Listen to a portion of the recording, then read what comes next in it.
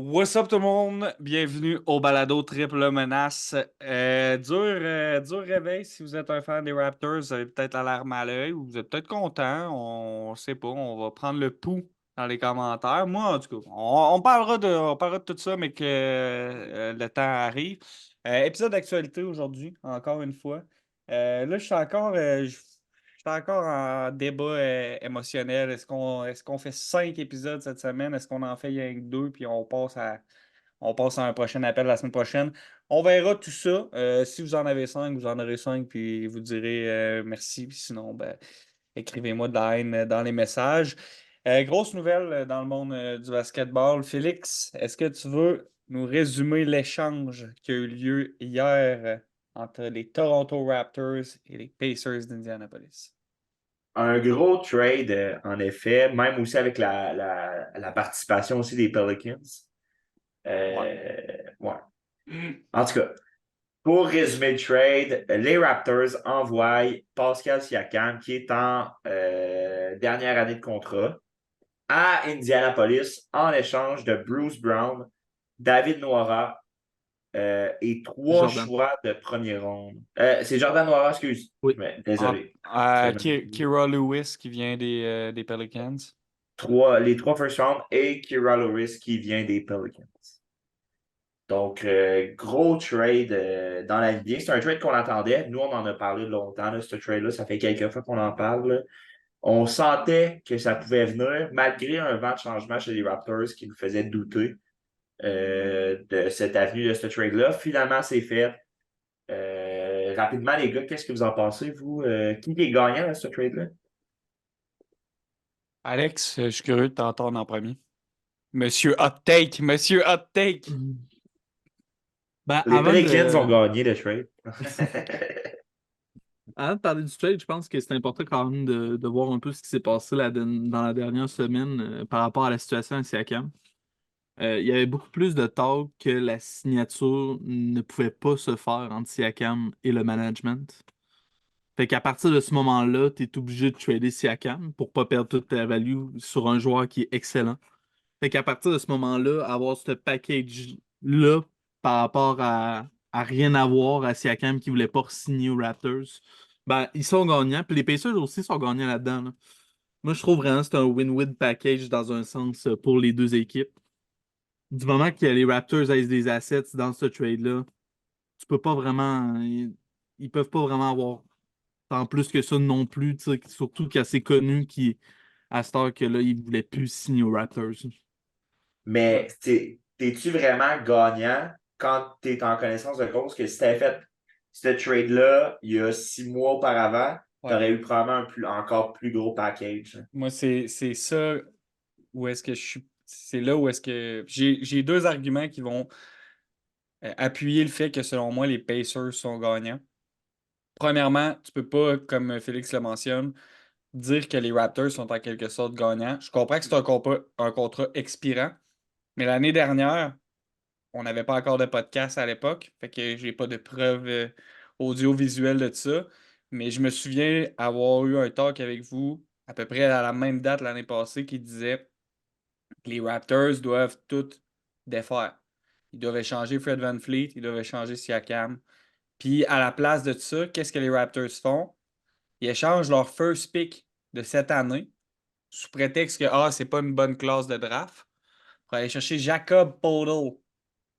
Pour quelle raison faire un push? Certains m'avaient Un dit à gars l'époque. qu'il avait déjà drafté en passant. Tu C'est sais, eux qui l'avaient drafté de base. au final, tu perds Fred VanVleet, fuck all. Tu reçois rien pour Fred VanVleet parce que tu as été trop dommé, fait que tu l'as laissé partir comme agent libre. Puis tu n'échanges pas plus Siakam quand c'est le temps de l'échanger. Puis là, tu te retrouves avec la patate chaude dans les mains. Puis oui, tu fais un bon deal en apparence. Oui, c'est un contrat expirant. Puis oui, tu vas chercher 3 firsts, mais tu aurais été chercher quoi si tu l'avais changé l'année passée? Moi, je pense pas qu'on peut dire que les Raptors sont gagnants dans cette optique-là, premièrement. Si je peux t'interrompre, Maxime, 2 petites secondes. Les Ouais. relations l'année passée de Siakam avec les Raptors n'étaient pas à ce niveau-là. Ça parlait pas mal plus d'une prolongation. La prolongation était quasiment signée. C'est pas un été qui change tout ça, selon moi. Non, c'est une faute de saison, une fin de Il saison il y catastrophique des avait, Raptors. il y avait l'opportunité de le re-signer l'année dernière. Ils l'ont pas fait. Même si tu sais, là, tu peux me dire, ouais, les relations étaient pas mauvaises, ok, mais ça justifie pas plus Fred VanVleet, tu sais. Fait que pour moi, on a beau dire, hey, Masai, quel DG exceptionnel, quel travail il a fait. Ben, moi, je trouve qu'il l'a échappé un peu dans les dernières années, là. Puis c'est connu, en fait. C'est arrivé aussi par le passé. Kawhi, tu as eu quoi pour? Kyle Lowry, tu as eu quoi pour? Kawhi, c'est une question plus touchée, là, parce que tout dirigeait sur le fait qu'il allait re-signer avec les Raptors. Et du jour au lendemain, il a changé d'avis, puis il a signé avec les Clippers. Pour Kawhi, c'est plus touché, mais c'est vrai qu'ils ont perdu beaucoup de joueurs pour aucune contrepartie.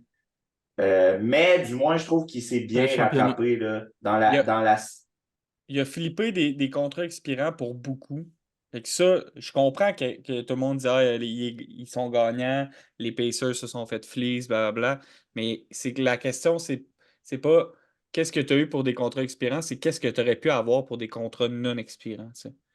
C'est la même chose pour OG à quelque part. OG, je trouve que c'est plus un even trade, mais tu aurais peut-être pu avoir plus si tu l'avais changé l'année passée. Le problème, là, c'est l'année dernière, quand ils ont cru qu'ils pouvaient faire un push, ils ne pouvaient pas en faire. Puis tout le monde qui regardait cette équipe-là, en tout cas, selon moi, tout le monde aurait dû se dire Voyons, pourquoi tu vas. Puis c'est quoi ce push-là d'aller chercher Jacob Poeltl? Puis l'argument, c'était Ah, ben ce choix-là, il vaut rien parce que c'est une classe de draft qui est ordinaire. Mais qu'est-ce que tu vas chercher l'année d'après? Pour ta star qui a été ta star pendant ultra longtemps, que tu as drafté, qui a été un projet pour toi, tu vas chercher deux late first de cette draft-là que tu trouvais pas si forte que ça. Un autre first, puis Bruce Brown, que ton intention c'est de flipper parce qu'il est marqué dans la clause d'échange qui peut être échangée s'il n'y a pas de joueur additionnel à ajouter à l'échange. Fait que Bruce Brown, je pense pas que le projet c'est de le garder. Et tu vas aller chercher quoi de plus pour Bruce Brown? Tu vas aller chercher peut-être deux autres late first? Je sais pas. En tout cas, moi, je comprends pas ce que. Je comprends pas pourquoi il a attendu autant longtemps que ça. Oui, c'est pas un mauvais trade pour lui, mais je trouve que tu perds quand même un gros morceau. Puis le fit était pas si mauvais que ça en plus avec Barnes etc. Je suis pas au courant de ce que tu disais, Alex, tantôt, par exemple, que les relations s'étaient envenimées dans la dernière semaine, là, mais le fit était pas dégueulasse selon moi, là. Non, mais comme je mentionnais plus tôt, c'était vraiment pas une question de fit. C'était lui qui était fed up avec le management. Parce que l'année passée, il y aurait des reports il y aurait un contrat qui aurait été promis, puis que les Raptors auraient fell through. Parce qu'ils pensaient pas que finalement Siakam aurait eu besoin de ce contrat-là. Fait qu'à partir de ce moment-là, début de la saison, on voyait déjà en conférence de presse qu'il était un peu fed up.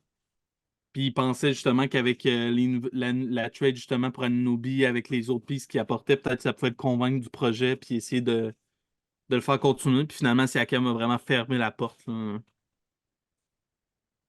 Ah, je serais curieux de voir c'est quoi l'entente. Tu sais, on n'est pas là dans les bureaux. On a des insiders. Adam Silver m'a pas encore écrit là-dessus. Masai n'est pas de DM non plus. Je sais pas c'est quoi les discussions qu'il y a eu, mais je suis pas mal sûr que si Akam, tu lui demandes poliment, tu lui fais un contrat max. S'il prend pas un contrat max cette année, puis là, au moins la Bird Right s'en va aux Pacers, mais s'il prend pas le contrat max, c'est une coupure de 60 millions là, sur 5 ans qui Mais perd. Siakam est déjà sur un contrat max. Expirant, mais là, il va pouvoir signer sur un contrat max. Ben, moi, je pense qu'il va demander, il devait demander le Supermax. Ben, je pense pas. En tout cas, Le petit, là, le niveau, petit. niveau contractuel, honnêtement, je m'y connais pas assez bien, fait que je veux pas trop m'avancer, mais moi, ce que j'ai vu, c'est que s'il signait pas avec les Raptors puis qu'il tombait agent libre, il perdait 60 millions. Puis s'il signe pas avec les Pacers, c'est la même clause, là. C'est qu'il peut pas signer. Il va perdre 12 millions par année, tu sais. Fait que je sais pas à quel point, en tout cas, est-ce que les discussions, est-ce qu'ils n'ont pas été assez insistants? C'est quoi qui s'est passé? Je ne sais pas, mais franchement, tu sais, t'as quand même un argument de taille, là. Mais ils sont relativement, en final, se sont relativement bien sortis de cette situation-là. Si tu regardes la contrepartie qu'ils ont eu pour les deux contrats, mais il aurait pu faire ces échanges-là plus tôt pour avoir une plus grosse contrepartie. C'est C'est juste ça. qu'ils croyaient encore beaucoup à leur projet, je pense, puis Mhm. ils l'ont tenu longtemps, puis malheureusement, ça l'a moins pris. Mais si on regarde ça en ce moment, 3 firsts, la contrepartie est très belle là, pour Siakam quand même. Là.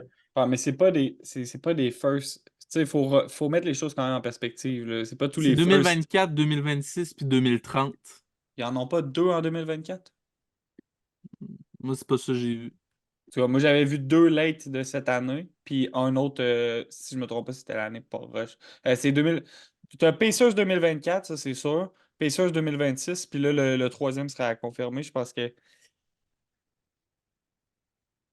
Mais en tout cas, moi, je pense que on peut pas nier que les Pacers s'améliorent grandement quand on regarde l'échange à proprement parler. Les Pacers, tu sais, c'est dur de pas les nommer comme étant gagnants parce que faut que tu prennes en considération que les Pacers, il y a 2 ans, on parlait d'une reconstruction. Là, tout d'un coup, tu as Haliburton qui a 23 ans, un joueur qui est ultra développé pour son âge.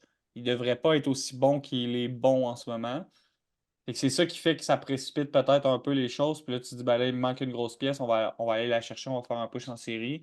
Je pense que les Pacers ont été chercher une pièce importante là, qui va donner peut-être 1 an ou 2 d'avance à leur projet. Fait que, on peut pas dire qu'ils sont contenders en ce moment, mais ils se sont vraiment améliorés. Ça devient une équipe à surveiller pendant les playoffs, là.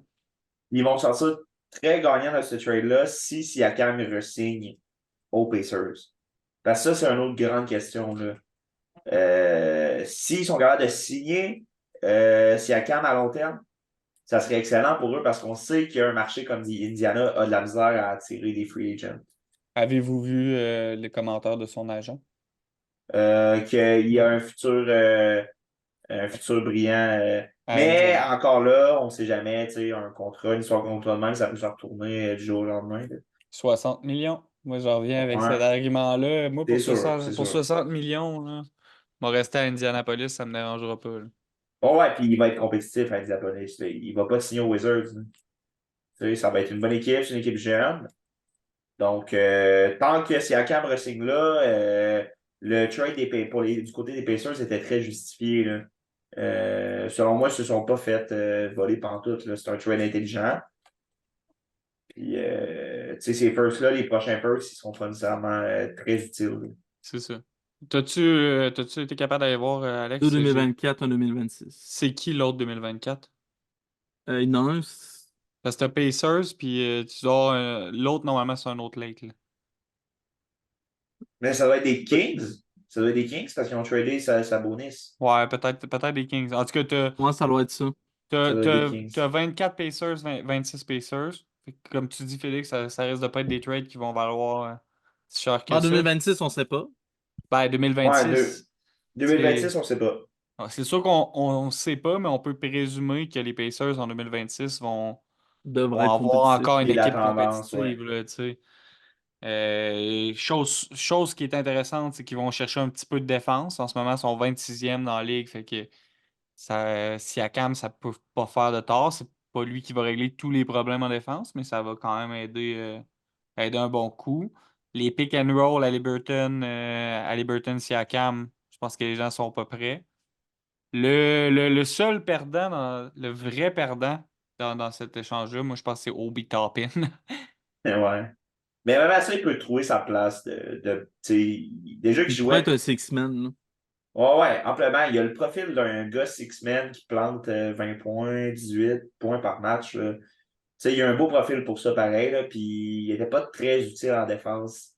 Non, puis Donc, t'as payé 2 second round tour là, fait que, tu sais, hein. au pire des pires, s'il s'en va, puis c'est ça, c'est tout, là.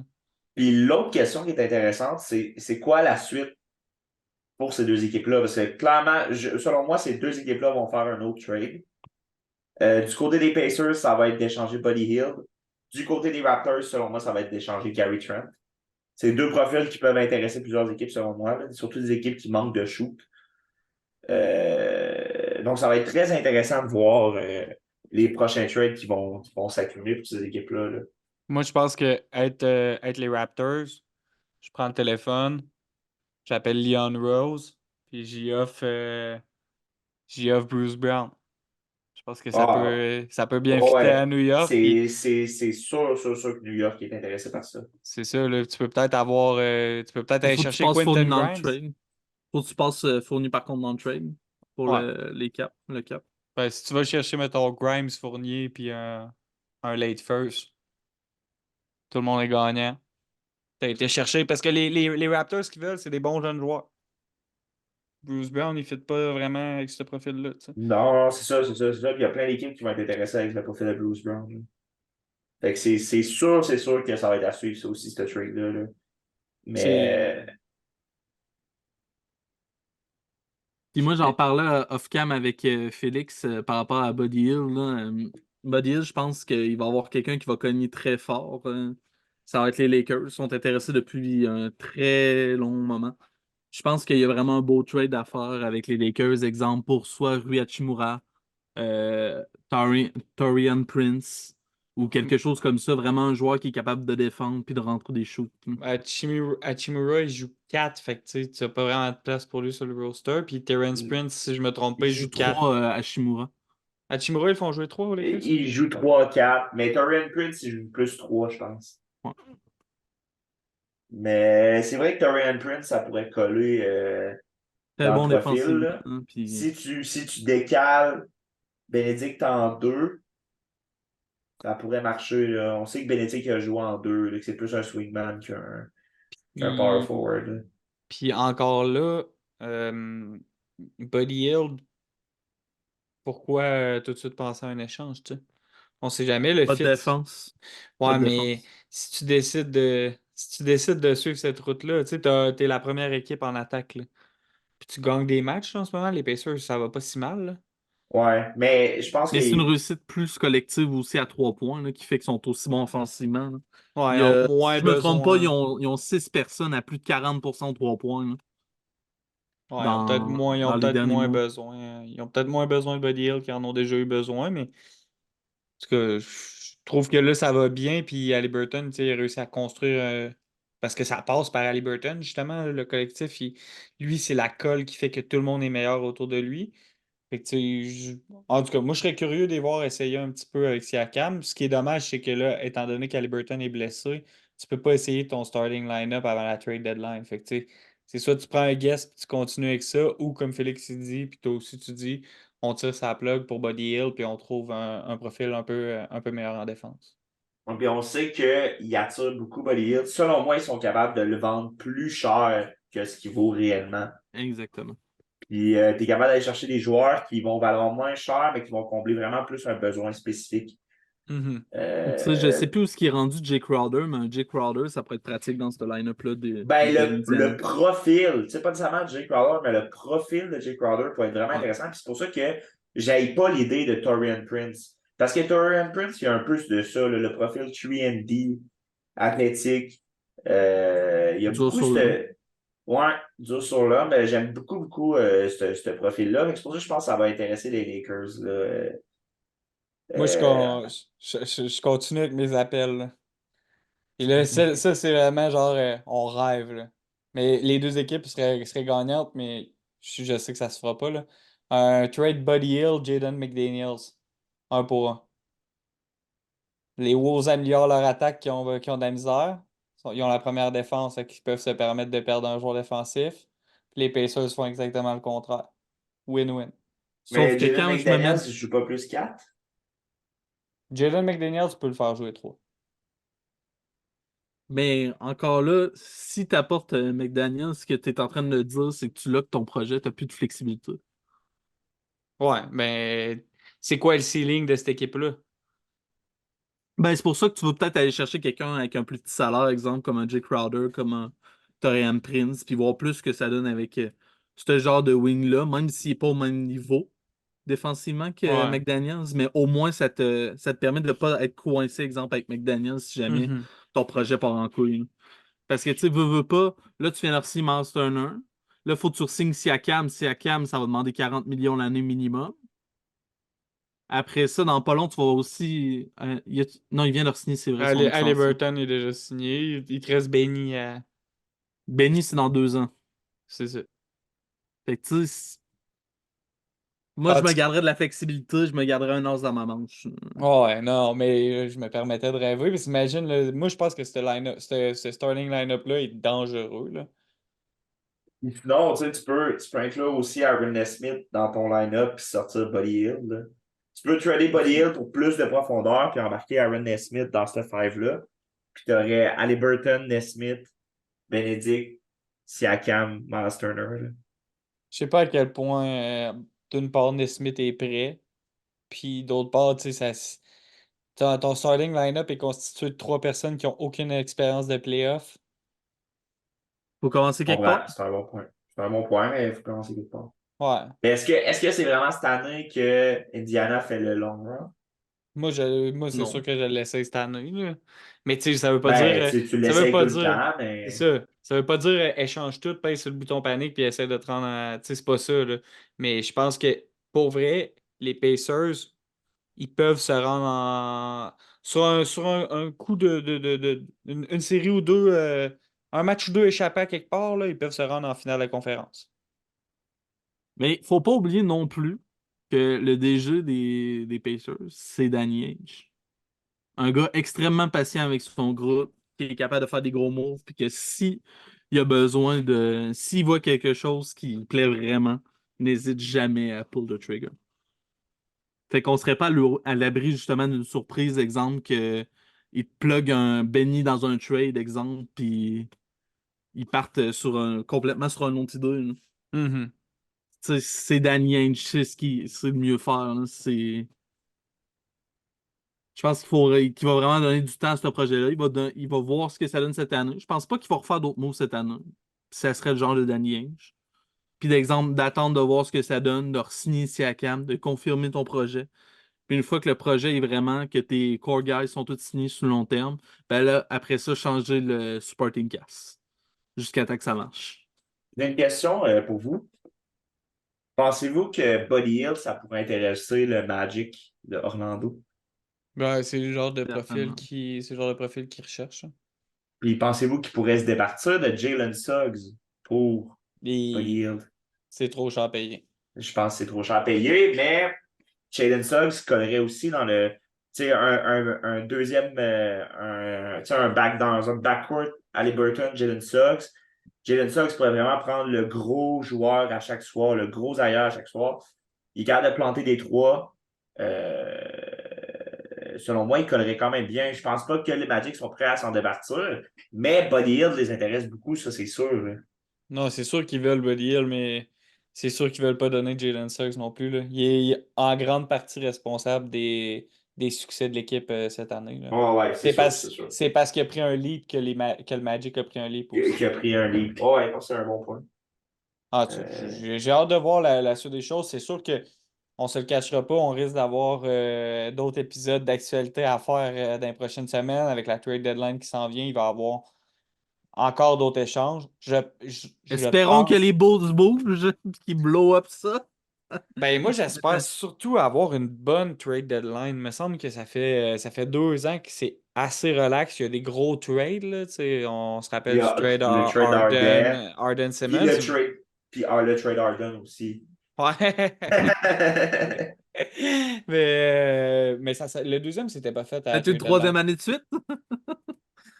Non. Ou c'est le trade KD, je me mêle. Je pense que c'est Arden puis KD. Mais même Le KD, je pense KD n'est pas tradé en début de saison.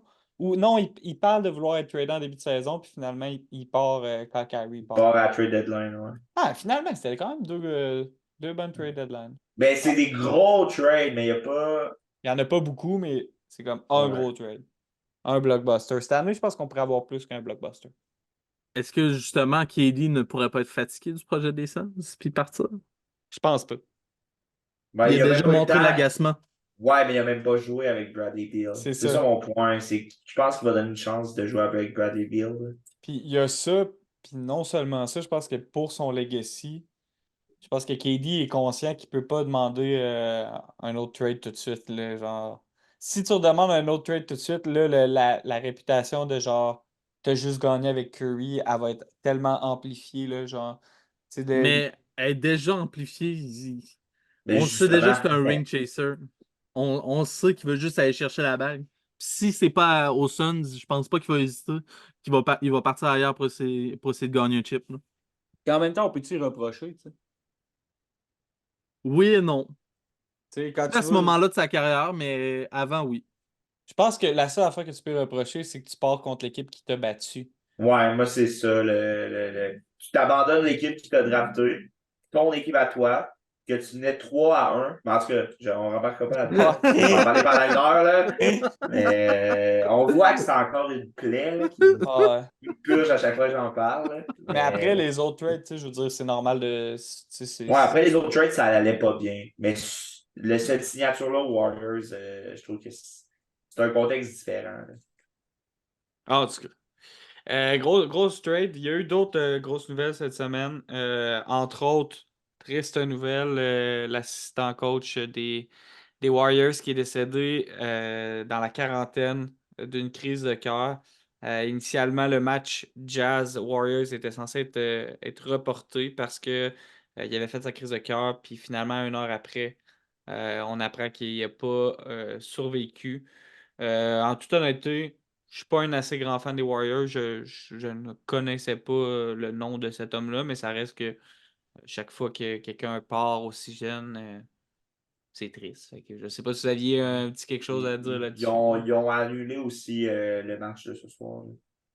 Ils ont annulé 2 matchs, là, ce qui est la bonne chose à faire. Là. C'est toujours triste des choses comme ça. Puis, c'est un assistant coach, c'est beaucoup plus important qu'on en parle. Là. C'est Mhm. tout le temps présent. C'est lui qui travaille souvent 1 à 1 avec les joueurs.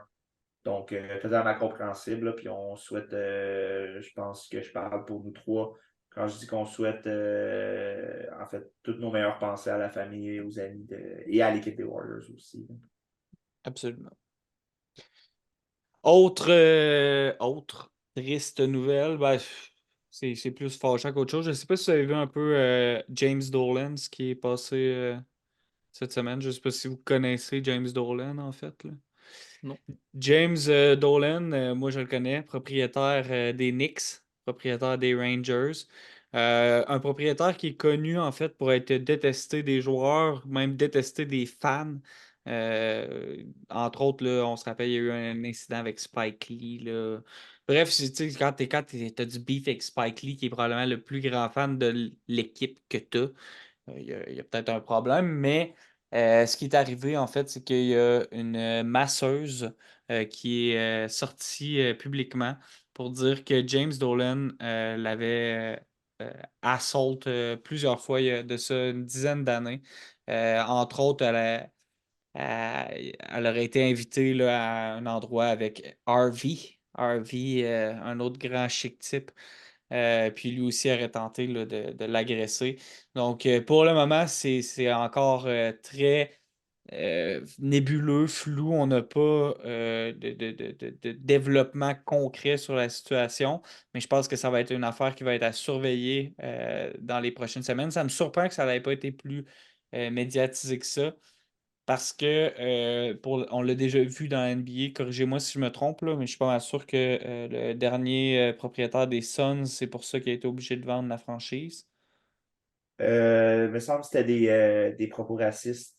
OK. Ou je me mêle peut-être avec l'ancien proprio des Clippers aussi qui a été banni de la ligue. Là. En tout cas, fait que, est-ce que ça peut vouloir dire que les Knicks tombent dans d'autres mains?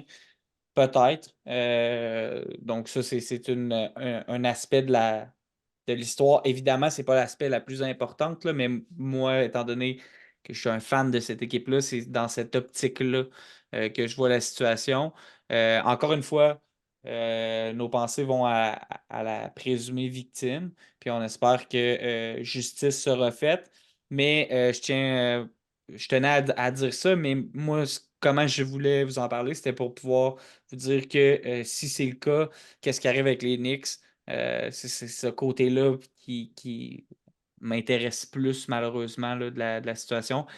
Si ce propriétaire-là qu'on connaît pour être quelqu'un de détesté parmi les joueurs, d'ailleurs, il y a des rumeurs que, en fait, KD, quand il n'est pas venu à New York, il a décidé d'aller pour les Nets à la place, c'était parce qu'il n'aimait pas James Dolan. On sait qu'il y a eu beaucoup de misère à aller chercher des coachs avant Tom Thibodeau, justement à cause de sa réputation. Donc, pour toutes ces raisons-là, si la franchise vient qu'à tomber dans d'autres mains, est-ce que ça veut dire qu'on va tomber, on l'a vu là, quand il y a des nouveaux acheteurs, souvent, on tombe sur des millionnaires, des milliardaires, en fait, qui sont prêts à dépenser tout leur argent pour avoir une super team. Est-ce que les Knicks pourraient changer de visage dans les prochaines années? Je pense que c'est un dossier à suivre, là, un dossier quand même important.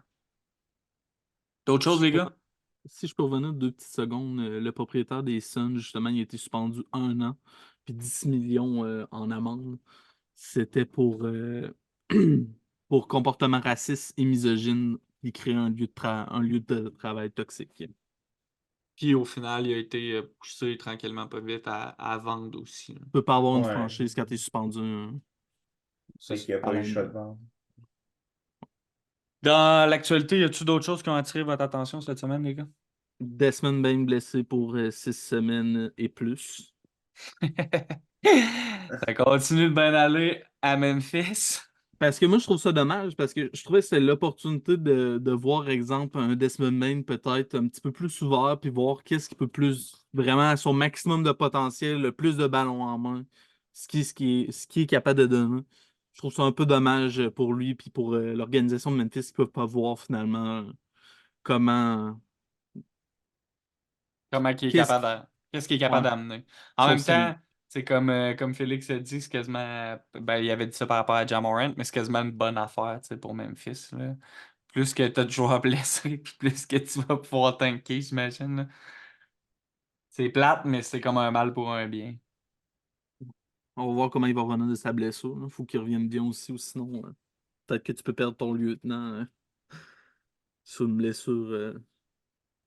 Ouais, ça c'est sûr aussi. Rapidement, les gars, permettez-vous, excusez, je ne vais pas vous couper, là, de faire un retour sur les derniers retours de vote des All-Stars parce que c'est la dernière semaine pour voter. Absolument. Vous voulez faire un tour? Je vais commencer dans l'Ouest avec le front court. Je vais vous nommer dans le fond les 10, le top 10 là, des votes. Là. LeBron James commence le top 10, suivi de Joe Kitch, Durant, Davis, Leonard, Sengun, Paul George, Wembanyama, Chet Holmgren, puis Sabonis. Donc, on peut remarquer notamment que Wembanyama est en avant de Chet Holmgren. Donc, un autre argument pour la Tengun en course. avant de Wembanyama. Sengun aussi, mais qui a une excellente saison pour vrai. Puis avec le début de saison que les Rockets ont fait, je pense qu'ils méritent. Là, on mettait toutes les Rockets, selon moi, au fond de la cave. Puis pour l'instant, même s'ils ont plus de difficultés en ce moment, ils tiennent pareil. Puis ils ont plus de difficultés, ils ont perdu leurs 8 derniers matchs. Qui a plus de difficultés ces temps-ci? Sengun. Fait que Ouais. tu peux. Ça montre un peu aussi C'est l'importance ça. On en parle en du début de joueur. saison, c'est l'équipe à qui? Sengun, Jalen Green. On a pas mal notre Puis réponse. LeBron domine il domine la conférence Ouest avec 3 900 000 votes All-Star pour le moment. Ça vaut rien, Pour là. le backcourt, on a Doncic, Curry, Shai Gilgeous-Alexander, Harden, Kyrie Irving, Anthony Edwards, De'Aaron Fox, Ja Morant, Devin Booker puis Austin Reeves pour terminer le top 10. Selon moi, j'ai 2 personnes qui n'ont pas rapport dans ce top 10-là. Ja Morant, là. Il a joué 4 Je matchs, pense que j'ai là. pas besoin. Oh, pardon, excuse, j'ai des bugs de son. Attendez. M'entendez-vous? Ouais, ouais, on t'entend. OK. Désolé, j'ai des problèmes de AirPods apparemment. Mais oui, j'ai 2 personnes qui n'ont pas rapport dans ce top 10-là, selon moi. Je pense pas que j'ai besoin de vous dire qui. Indice, il y en a un qui est blessé, puis l'autre, il y a Il joue aux un. Lakers. L'autre, il joue les Lakers, ouais. Je vais regarder ça comme ça. Sinon de ça, on remarque justement Curry en avant de Shai Gilgeous-Alexander, malgré que Shai est un MVP, mais ça, on voit ça souvent, là, les joueurs très populaires, là, souvent, ils vont devancer ceux qui ont des meilleures performances qu'eux. Je suis surpris que Anthony Edwards soit aussi bas. Ouais, sixième. Moi Sixième aussi. en bas de Kyrie, notamment, puis James Harden. Mais encore là, comme je vous dis, souvent, les joueurs plus populaires vont gagner plus de votes que les joueurs avec des bonnes saisons. Là. Surtout quand c'est leur première grosse saison. Là. C'est pour Je ça que dirais Reeves est qu'Anthony dedans, Edwards, hein, c'est ça? Ouais, exactement. C'est pour ça que Reeves est dedans. Non, Reeves est dedans juste à cause que c'est un joueur des Lakers, puis les Lakers ont une plus grosse fanbase, là, malheureusement. Ensuite, pour l'Est, dans le front court, celui qui a le plus de votes comme All-Star en ce moment, 2 conférences confondues, Giannis Antetokounmpo à 4 300 000 votes. C'est énorme. Vas-y. Ah, je faisais des signes de Ah, ok. pistolet. Ah, ok, ok, ok, ok. Ensuite, Embiid, Tatum, Butler, Brown, Porzingis, Adebayo, Banchero, Randall et Michael Bridges. Donc, on peut voir notamment Porzingis. Donc, en fait, ils ont mis, ça m'a étonné parce qu'ils ont mis Jalen Brown dans le front court.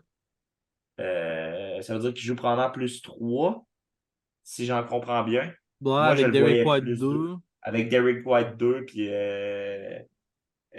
qui Holiday. présente. Ah, Holiday, ouais. Ouais, ça fait du sens. Fait que tu as quand même 3 joueurs de Boston dans le top 10 du front court. Pensez-vous qu'on a 3 All-Stars cette année à Boston?